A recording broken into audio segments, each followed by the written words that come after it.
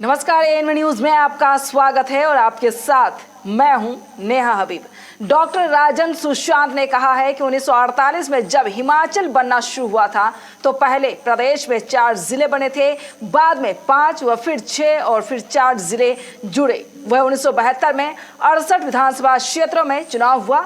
उन्होंने कहा कि 25 वर्षों के बाद प्रशासनिक दृष्टि से बदलाव होना चाहिए था। अगर देखा जाए तो 25 वर्ष बाद 1997, 1998 में नए जिले बनने चाहिए थे, लेकिन किसी वजह से नहीं बन पाए। उन्होंने कहा कि अब वर्ष 2020 गुजर रहा है और लगभग 48 वर्षों बाद भी यह नहीं हो पाया है। उन्होंने कहा कि जिला हमीरपुर की आबादी लगभग 4,55,000 है, इसलिए अब बदलने की जरूरत है।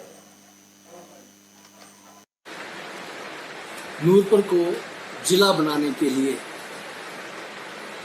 इस प्रेस कॉन्फ्रेंस के माध्यम से आदरणीय मुख्यमंत्री श्री जयराम ठाकुर से आग्रह कर रहा हूं कि नूरपुर का हक बनता है कि इसको तुरंत जिला बनाया जाए, क्षेत्रफल की दृष्टि से भी, आबादी की दृष्टि से भी। हम जानते हैं कि 1948 में जब हिमाचल बनना शुरू हुआ था तो शुरू में 4 जिले बने थे, उसके बाद 5 जिले बने, फिर 6 बने और फिर 71 के बाद जाकर के 66 में 4 जिले और जुड़ गए। 72 में पहली बार 68 विधानसभा क्षेत्रों का चुनाव हुआ था। मैं समझता हूं कि हर 25 साल के बाद जैसे एक नई पीढ़ी आ जाती है, उसी तरीके से प्रशासनिक दृष्टि से भी एक बदलाव होना आवश्यक है। 72 के बाद 25 साल जोड़े अगर हम तो 97, 98 में यहाँ जिले बनने चाहिए थे और तो किसी कारण से बन नहीं पाए। आज एक और पीढ़ी गुजर गई और 2020 आ गया, 48 साल हो गए हैं। और आज मैं मांग करता हूँ कि जहाँ प्रदेश सरकार पंचायतों का पुनर्गठन करने जा रही है, वहाँ वो जिलों का भी पुनर्गठन करे और नए जिलों का निर्माण करे। नूरपुर इस दृष्टि से निश्चित तौर पर ये अधिकार रखता है कि उसको जिला बनाया जाए। इसके लिए मैं आंकड़े भी देना चाहता हूँ। करसोग के भाजपा कार्यकर्ताओं ने स्थानीय विधायक हीरालाल की अध्यक्षता में पूर्व प्रधानमंत्री भारत रत्न स्वर्गीय अटल बिहारी वाजपेयी की पुण्यतिथि पर उनकी प्रतिमा पर पुष्पांजलि अर्पित की गई। आपको बता दें, उन्होंने कहा कि भारत रत्न पूर्व प्रधानमंत्री स्वर्गीय अटल बिहारी वाजपेयी के नेतृत्व में देश में विकास की नई योजना को अपनाते हुए उन्नति और प्रगति के नए आयाम स्थापित किए गए थे। उन्होंने कहा कि उनके कार्यकाल में पोखरण परीक्षण और कारगिल विजय ने स्वर्गीय अटल बिहारी वाजपेयी के राष्ट्र प्रेम को दर्शाता है।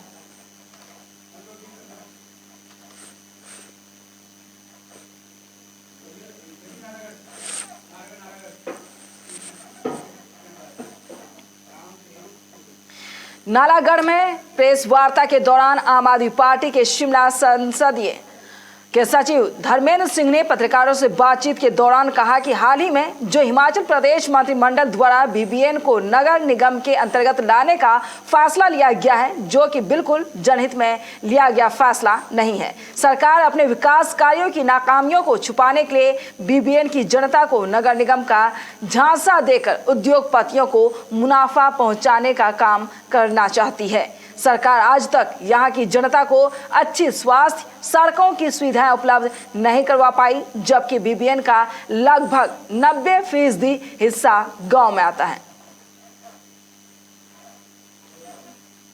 आम आदमी पार्टी जोनल सचिव शिमला। तो आज हम जो हाल ही में प्रदेश सरकार द्वारा जो बीबीएन को एक नगर निगम के अंतर्गत लाने का जो फैसला किया गया है, हम उसके रिगार्डिंग आज यहाँ पे एक प्रेस कॉन्फ्रेंस रखी गई है, जिसमें हम सरकार से सवाल करना चाहते हैं, क्योंकि ये सरकार का जो एक फैसला है ये एक पॉलिटिकली इंस्पायर्ड है और इससे जो आम जन है उसको किसी भी तरह का कोई फ़ायदा नहीं होने वाला है। जैसे कि मैं ऑलरेडी कुछ पॉइंट्स मेंशन कर चुका हूँ, तो जिसमें कि बहुत सारी इसमें लोगों को जो प्रॉब्लम्स आएंगी और इसमें जो ग्राम पंचायतें, जितनी ग्राम पंचायतें लगभग नालागढ़ विधानसभा क्षेत्र के अंतर्गत 40 पंचायतें आती हैं, तो अगर प्रदेश सरकार इन पंचायतों को नगर निगम के अंतर्गत लाती है तो यहाँ के जो गांव हैं उनकी रूरल डेवलपमेंट के अंदर जितनी भी सरकार की स्कीम्स हैं, चाहे मनरेगा है या और कई तरह की जो स्कीमें होती हैं, वो खत्म हो जाएंगी। आपको कहा कि नगर निगम एक शहरी व्यवस्था है और बीबीएन का जो लगभग 90% हिस्सा जो है वो गांव के अंतर्गत आता है। और इसमें जो ग्राम पंचायत है, जब आप नालागढ़ या बद्दी के जो दूर दराज के जो क्षेत्र है, जैसे पहाड़ी क्षेत्र है या और जो आसपास के जो क्षेत्र है, जब सरकार उनको लोकल गवर्नमेंट पंचायत के थ्रू उसको गवर्न नहीं कर पा रही है, एडमिनिस्टर नहीं कर पा रही है, तो नगर निगम कोई जादू की छड़ी नहीं जिससे सरकार उनको अच्छे से चला पाएगी। सरकार अपने विकास कार्यों की नाकामियों को छुपाने के लिए बीबीएन की जनता को नगर निगम का झांसा देकर उद्योगपतियों को मुनाफा पहुंचाने का काम करना चाहती है। सरकार आज तक यहां की जनता को अच्छी स्वास्थ्य एवं सड़कों की सुविधाएं उपलब्ध नहीं करवा पाई है, जबकि बीबीएन का लगभग 90% हिस्सा जो है वो गाँव में है। तो देखा जा सकता है राज्य सरकार पर हल्ला बोलने की कोशिश की गई है। लगातार कह सकते हैं नगर निगम बनाए जाने को लेकर विरोध किया जा रहा है। आम आदमी पार्टी के सचिव धर्मेंद्र सिंह ने मांग उठाई है कि नहीं, झांसा देने का काम सरकार द्वारा किया जा रहा है। अपनी नाकामियों को छुपाने के लिए सरकार पूरी कोशिश कर रही है, लेकिन हम होने नहीं देंगे। तो आम आदमी पार्टी के सचिव हल्ला बोलते हुए नजर आए। जिस तरीके से आपने उनकी बात सुनी, साफ तौर से कहते हैं कि जनता को राज्य सरकार जो है बेवकूफ बनाने का काम कर रही है।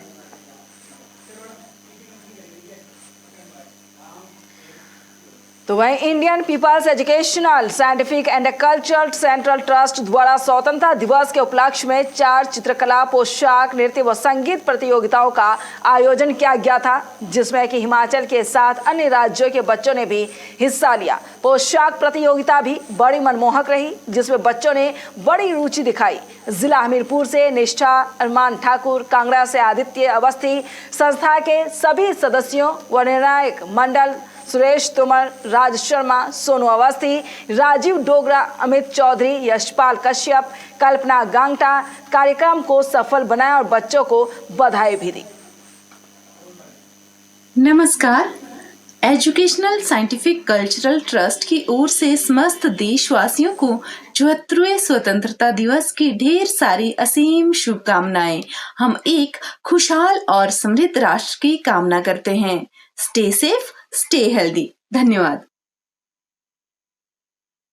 प्रशासन की ओर से बड़े बड़े दावे किए जा रहे हैं, वहीं प्रशासन के सारे दावे जो फेल होते हुए नजर आए हैं। आपको बताते हैं सोशल मीडिया पर एक और वीडियो चारपाई का सामने आया है, जहां स्वार घाट के साथ लगते छडोल पंचायत के गांव बुराल का एक वीडियो सामने आया है। ये तस्वीर आपके सामने है, जहां पर चारपाई पर मरीज को ले जाते हुए वीडियो वायरल हुआ है।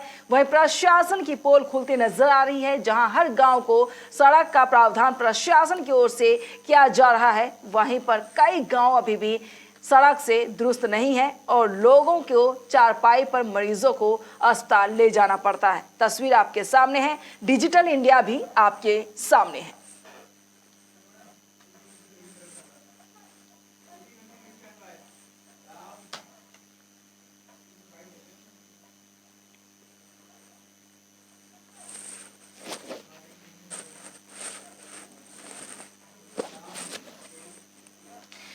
नूरपुर के व्यापारिक कस्बा जसूर में स्वच्छता अभियान की धज्जियां उड़ाई जा रही है। लोगों द्वारा जगह जगह खड्ड के किनारे व दुकानों के आसपास पॉलीथीन व कचरा फेंका जा रहा है। यहां तक कि कूड़ा न फेंकने के लिए बोर्ड भी लगाए गए हैं, फिर भी कोई भी मानने को तैयार नहीं है। एक तरफ आजकल कोरोना महामारी का खतरा फैला हुआ है, वह दूसरी ओर बरसात के मौसम में इस फैले कचरे से बीमारियों के फैसले का खतरा डरा हुआ है, यानी बना हुआ है। नूरपुर विकास खंड अधिकारी रोहित शर्मा ने बताया कि उन्हें हिमाचल पंचायती राज हिमाचल जल शक्ति कार्यालय द्वारा दिशा निर्देश भी दिए गए हैं।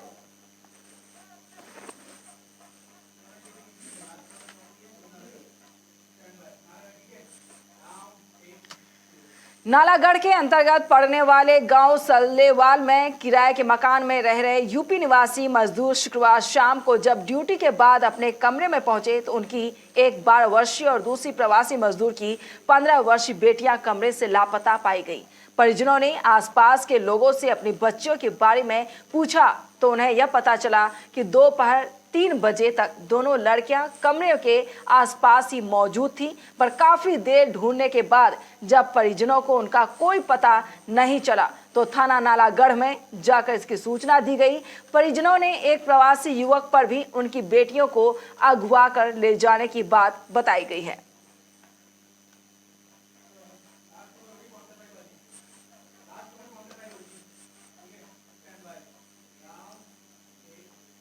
शराब का ठेका कंटेनमेंट जोन में खुला है, जबकि प्रशासन के द्वारा किया गया है यह क्षेत्र सील। वहीं पर मौके पर कोई भी पुलिसकर्मी जो है वो तैनात नहीं है। हालांकि आपको बता दें कि धौला कुआं क्षेत्र में कोरोना मरीज पाए गए थे, जिसके बाद इस क्षेत्र को कंटेनमेंट जोन घोषित किया गया था। वह नेशनल हाईवे 72 पर शराब का ठेका व हलवाई तक का सारा क्षेत्र यानी पूरी तरीके से सील किया गया था। वहीं मौके पर शराब का ठेका खुला हुआ पाया गया। लोगों का कहना है कि प्रशासन की तरफ से भी कोई भी कार्यवाही नहीं की जा रही है और कंटेनमेंट जोन नाम के लिए घोषित किया गया है।